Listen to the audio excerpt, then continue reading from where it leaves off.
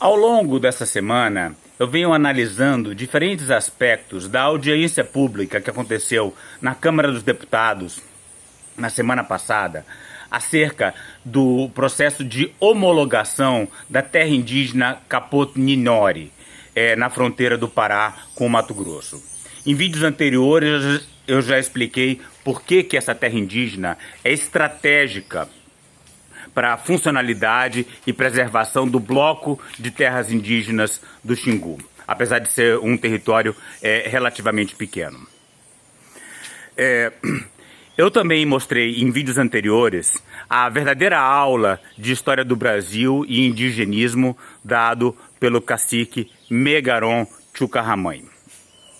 Ontem eu fiz um vídeo também de uma aula, mas agora uma aula de desinformação e preconceito contra indígenas, desqualificação das terras indígenas dada pela golpista do 8 de janeiro, a deputada Coronel Fernanda, que está sendo investigada em relação aos atos antidemocráticos e não deveria de forma alguma estar discutindo estratégia de desenvolvimento e preservação dos povos indígenas na Câmara dos Deputados.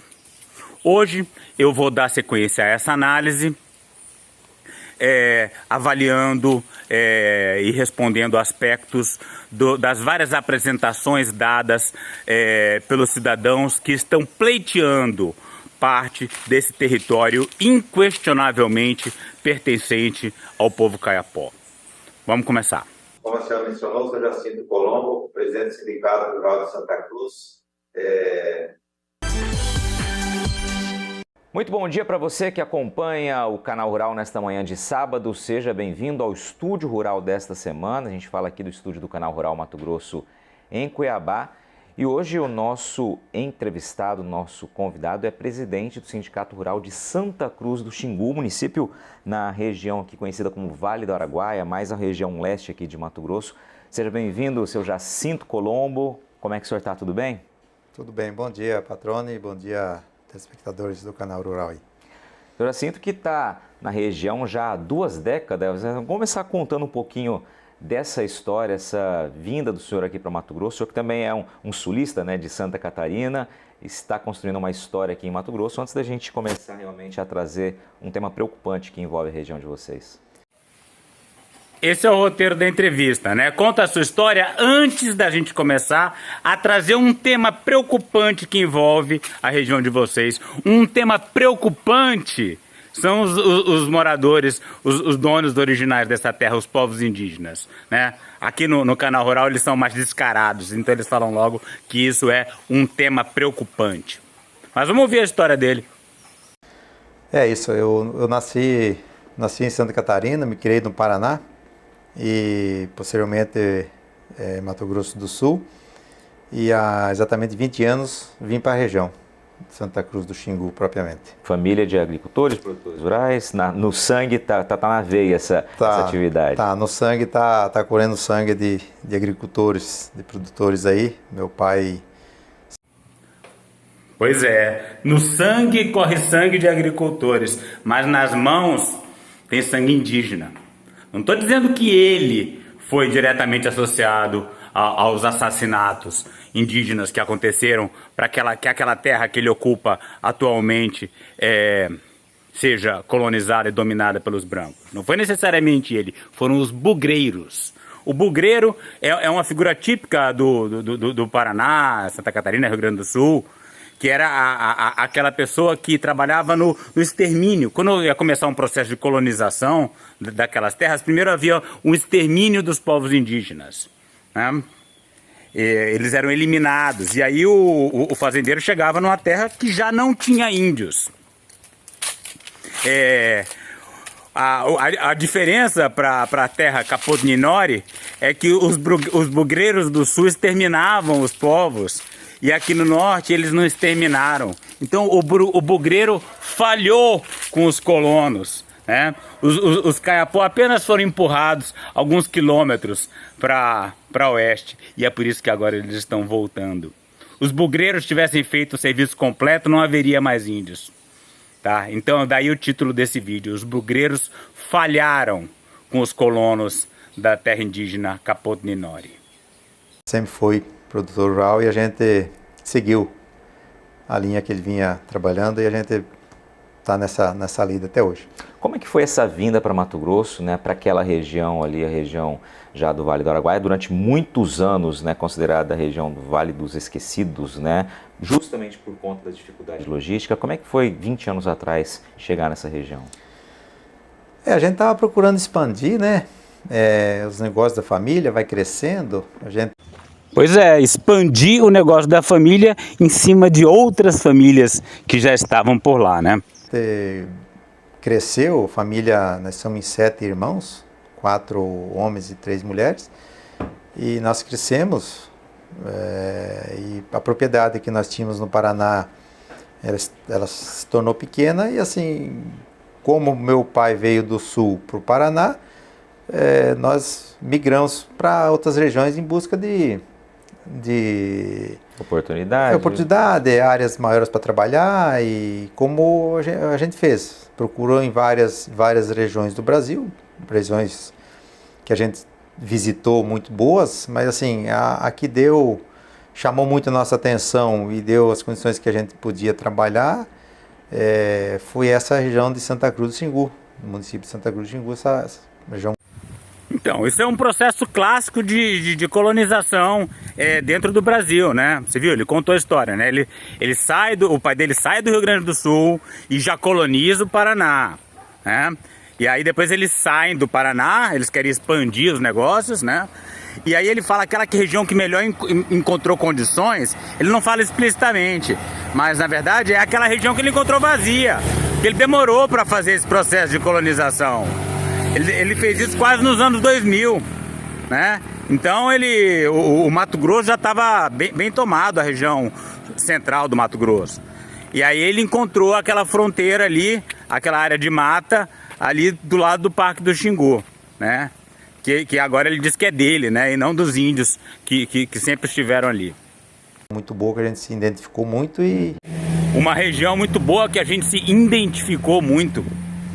Imagine os povos originários, então, o tanto que eles não se identificam com aquela região.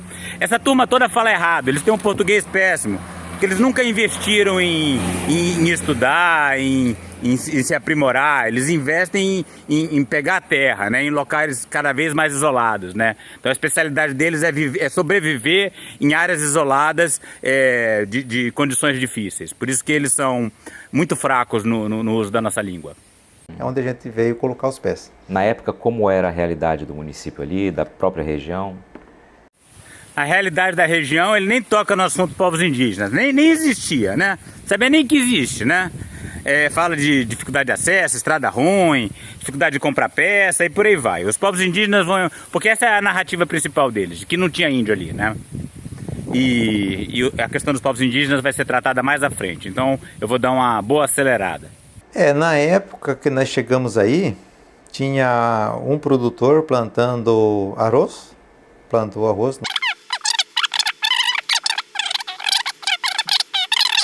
Indústria, né? Agropecuária, exclusivamente agropecuária. Assim como outras cidades aqui de Mato Grosso, né? E uma preocupação muito grande começou a tomar conta ali dos produtores, o seu Jacinto é um deles, que foi agora no fim do último mês, no fim de julho, uma decisão da FUNAI, na verdade, a homologação de um estudo que busca demarcar novas áreas ali para comunidades indígenas, uma área bastante extensa. Eu queria que o senhor comentasse um pouquinho, seu Jacinto, né, sobre esse estudo que foi aprovado, né, e que está em passo, então, aí, de rito para demarcação. Então ele começa ali a história dele 2 décadas atrás, com estrada ruim, com dificuldades. E agora, um mês para trás, surgiu do nada, uma preocupação com a delimitação da terra indígena. Índio é a primeira vez que é citado na entrevista, não existia, né? Apareceu mês passado. Essa é a narrativa deles, né? Não podia ser mais falsa, né?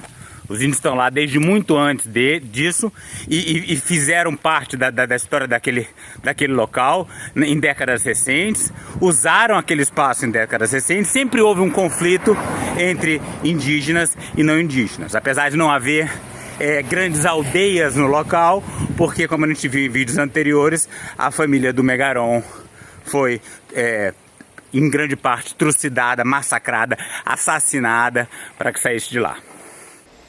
Exato. Nesse último dia 28, a gente foi pego de surpresa com o decreto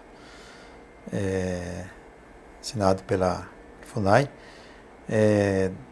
por essa demarcação dessa área, 362 mil hectares, onde abrange o município de Santa Cruz, dentro do estado do Mato Grosso, município de Vila Rica, dentro do estado do Mato Grosso também, e São Félix do Xingu, dentro do estado do Pará. Uma área muito extensa, onde abrange, está pegando 201 propriedades, e é onde vai tirar boa parte da produção de grãos do município de Santa Cruz. Pois é, são 362 mil hectares, uma área extensa, como o senhor Jacinto comentou. Não é tão extensa assim não, viu? É relativamente pequena. Tudo é extenso lá na região. Você viu que ele falou que ele tinha que andar 300 quilômetros para um lado para chegar na cidade mais próxima, ou 300 quilômetros para o outro lado para chegar na outra cidade. E então essa área de 300 mil hectares é relativamente pequena, é estratégica para fechar a margem do rio Xingu contra a ação de invasores. Então não tem nada de extensa, mas vamos continuar. Segundo a FUNAI, é um território considerado para as comunidades indígenas ali, né, um território sagrado, inclusive onde fica a aldeia que nasceu o cacique Raoni. E esse tema, claro, pegou de surpresa muitos produtores rurais, são 201 propriedades, né? Todo mundo se mobilizou porque realmente é algo que preocupa demais, né? Afinal de contas, a demarcação, diferente de uma reforma agrária, o produtor proprietário daquela terra não tem direito, né, realmente a uma indenização por aquele território, né? Eles têm direito às benfeitorias feitas de boa fé. O território não é deles, não tem como ter indenização. O território era indígena. Se tem alguma indenização que cabe aí, é aos índios, por eles terem desmatado e destruído tanto o ambiente. O que nós estamos buscando hoje um entendimento junto à classe política para que isso seja revisto. Lógico, tem a parte judicial que a gente está cuidando também, e que se isso realmente for vir a acontecer, nós vamos brigar por indenização, porque puxando a cadeia dominial, não fala, o Estado nos vendeu a área, ou que seja para os antecessores, lá não falava que existia índios lá. Com tudo que tem uma conversa que o pai do Raoni pode ter nascido lá e tal, um morido, coisa parecida. Esse trabalho que foi feito recentemente, falo em 2014, parece que eles começaram um estudo lá. Antes disso, pessoas antigas que moravam lá desde 50 anos atrás, 60 anos atrás, se não me engano, deve ter gente lá assim, nunca ouviram falar em povos indígenas na região. Olha, se o estado do Mato Grosso vendeu essas terras, é uma coisa que ele tem que se acertar com o estado do Mato Grosso, porque o estado do Mato Grosso vendeu uma coisa que não era deles. Agora veja a desonestidade dele. Ele fala, o pai do Raoni, né, teria nascido e teria sido enterrado lá. Não, ele nasceu lá, tá? Então não vamos ser desonestos, tá? O pai do Megaron também nasceu lá, né, e está enterrado lá. Né? Então, negócio de teria, né? E dizer que as pessoas que chegaram lá em 1950 nunca ouviram falar em índio, né? Hoje em dia, 70 anos depois, aí, a gente tem índios para todo que é lado, andando em todas as cidades, dizer que nunca ouviu falar em índio na região é desonestidade intelectual. Não dá para levar a sério o que esse cara fala. E tanto é que hoje a gente, percorrendo as propriedades, grande parte das propriedades onde está ocorrendo essa pretensão, é uma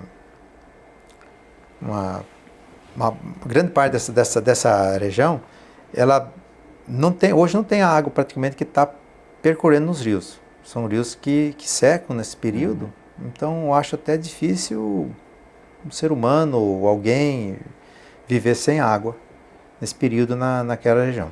Sr. Jacinto, a gente vai para um breve intervalo, daqui a pouquinho a gente volta com o segundo bloco do Estúdio Rural para ouvir um pouco mais, né, do presidente.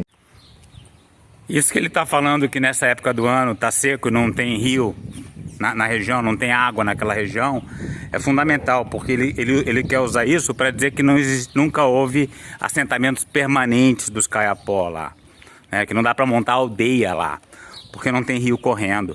Acredito, deve ser isso mesmo. A questão é que os Kayapó usavam a área para caçar, para buscar remédios, né?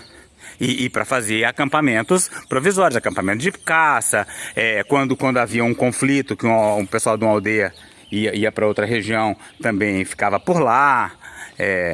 Então era uma região intensamente usada, mas não havia grandes assentamentos permanentes pela questão da água, mas isso não significa que não seja território indígena. Assim, o senhor vinha explicando, né, que não tinha um histórico ali na região de que, de fato, presença indígena nessa região, né, em que está sendo pretendida. E isso é algo que, claro, os produtores questionam e é uma argumentação que vai ser levada adiante também nessa defesa que vocês começaram a promover desde final de julho aí. Exato. Eu estou há 20 anos aí e quando eu cheguei, a gente conversou com vários moradores que se diziam estar ali há 40 anos. Acho que quando eu cheguei, eu não perguntei a eles se existia índio lá ou não existia índio. A gente simplesmente chegou, gostou do que viu, entramos em acordo, compramos a propriedade. Agora, em conversa recente com esses moradores antigos, todos são unânimes em falar que nunca ouviram falar em presença indígenas aí na região. E como é que foi? O senhor falou assim, quando chegou lá, interessou pela área. Eu acho que é importante o senhor destacar como foi a construção, por exemplo, da propriedade do senhor, que ilustra as outras também. Cada árvore aberta, cada área aberta, cada hectare, né, realmente aí desmatado, que foi aberto para utilização na pecuária e na agricultura, tudo depois de licenciamento ambiental, depois de autorização, nada foi feito à revelia, nada foi feito de uma hora para outra. Tudo, as minhas aberturas.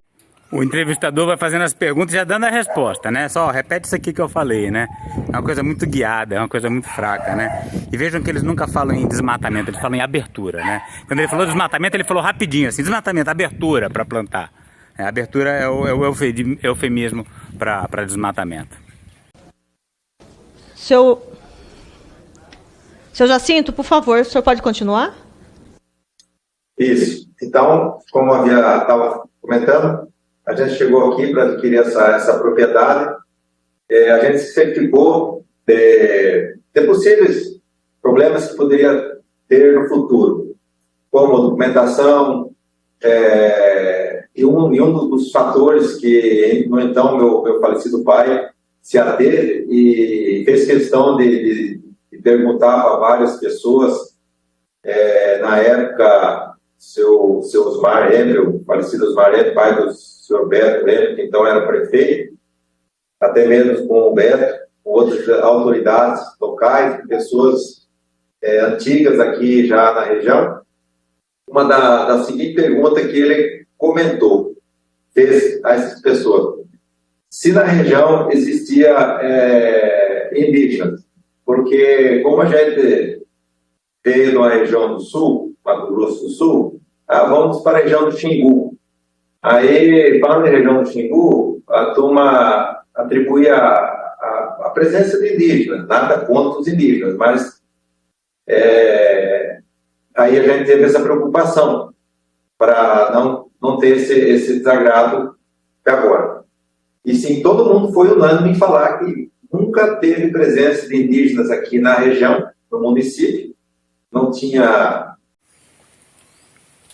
Todo mundo foi unânime em dizer que nunca teve presença de indígena aqui na região. Olha o que ele fala, unânime em dizer que nunca teve presença de indígena na região. Dá uma olhada no Megaron pedindo para levantar a mão quem nasceu naquela área. E na década de 40, 50, não tinha ninguém. Quem morava lá no Capão de Nora é meus pais, é meu avô. Quem morou lá sou eu. Quem nasceu lá, eu vou falar aqui, cada um vai levantar a mão aqui. Quem nasceu no Capão de Nora é Pecan. Está aqui comigo, quem nasceu lá no Capão de Nora é Mlude. Quem nasceu lá no Capão de Nora é minha irmã, Kená. Quem nasceu lá no Capão de Nora é Cabenti. Quem nasceu lá no Capão de Nora é Mlude. Quem nasceu lá no Capão de Nora é Panhô. E naquela época não tinha município Santa Cruz, não tinha município Vila Rica, não tinha município Confresa. Trânsito e nem acesso de indígenas aqui no município de Santa Cruz. Aí, assim, a gente fez a aquisição mais tranquila com relação a esse ponto aí. E quando a gente chegou aqui, em 2003, também a gente não viveu aqui no dia a dia, nunca vimos trânsito de indígenas, presença e nem, pelo menos, comentário de indígenas. Só a gente ficou sabendo de algum boato, alguma coisa que essa terra estava sendo pretendida em 2014, 13 para 14. E aí, depois nunca mais também a gente não viu falar mais nada. E aí, em 2023, agora, saiu o decreto. Pois é, quando ele comprou essa propriedade, não havia grandes assentamentos permanentes indígenas naquela região. Assim como não havia em 5 de outubro de 1988. Por quê? Porque os bugreiros fizeram a chacina sobre a família desses indígenas anos antes. Por isso que todos esses que nasceram naquela terra indígena Capão de Nora, já gente de meia idade ou idoso, todos esses não estavam morando lá. Tá vendo por que eu digo que essa audiência pública é uma aula de marco temporal? Se for aprovada a lei do marco temporal, o direito que eles têm sobre aquelas terras é questionável, porque não havia assentamentos permanentes em 5 de outubro de 1988. Mas não havia simplesmente porque poucas décadas antes as famílias indígenas foram massacradas e os sobreviventes expulsos para outra região, e hoje eles estão buscando retomar esse território que sempre pertenceu aos povos indígenas. Senhor Jacinto, o senhor tem mais alguma coisa a falar? Basicamente isso que a gente pode colocar isso aqui, que não havia presença de indígenas aqui. A gente se certificou muito bem disso e hoje a gente está com essa ingrata surpresa dessa demarcação aí, onde vai afetar aí praticamente 40% do município, 10% hoje da produção de grãos e uma boa parte também da pecuária do município aí, afetando famílias, muitas famílias aí, que o que tem, a vida dela está toda dentro dessa área pretendida aí, dessa demarcação aí, pretendida. Vou aproveitar a fala do senhor, que foi bem mais curta. Eu quero saber em que ano, efetivamente, o senhor passou a morar nessa região? Em 2003. Tá? É engraçado que os índios sempre pedem mais tempo para poder falar mais, para contar a história do Capão de Nora. E os brancos sempre usam menos do do tempo disponível, porque não tem história, né? Ele chegou lá em 2003. 2003, como disse um índio sentado ali na plateia, é o ano que nasceu o filho mais novo dele. Mas é isso. Já está um pouco longo, eu vou encerrar o vídeo por aqui, mas eu vou continuar com a análise mais tarde.